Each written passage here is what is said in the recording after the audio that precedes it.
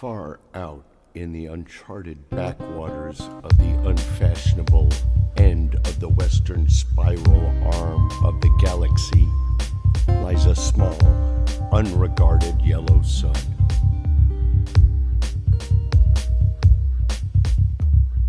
Orbiting this at a distance of roughly 98 million miles is an utterly insignificant little blue-green planet whose ape-descended life forms are so amazingly primitive that they still think that digital watches are a pretty neat idea.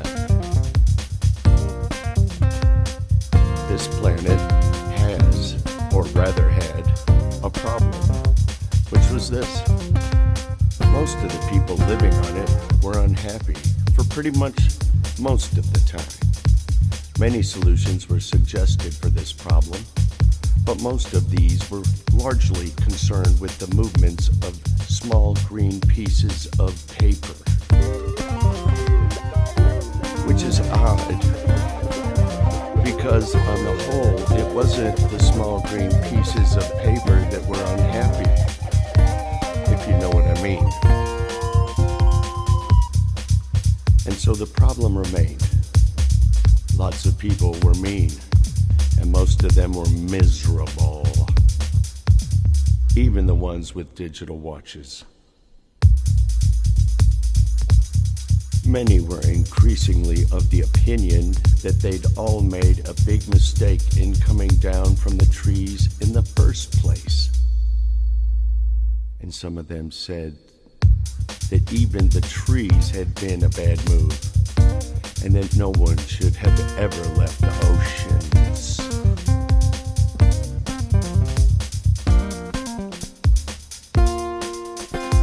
And then, one Thursday, nearly 2,000 years after one man had been nailed to a tree for saying how great it would be to be nice to people for a change, a girl sitting on her own in a small cafe in Rickmansworth suddenly realized it was that had been going wrong all this time, and she finally knew how the world could be made a good and happy place. This time it was right. It would work, and no one would have to get nailed to anything.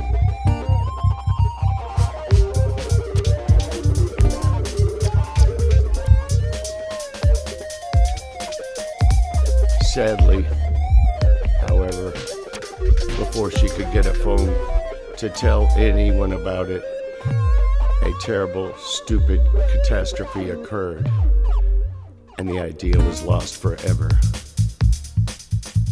This was not her story, but is the story of that terrible, stupid catastrophe and some of its consequences.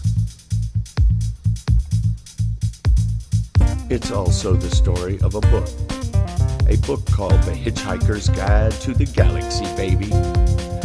Not an Earth book, never published on Earth, and until the terrible catastrophe occurred, never seen, even heard of by any Earthman. Nevertheless, a wholly unremarkable and remarkable book.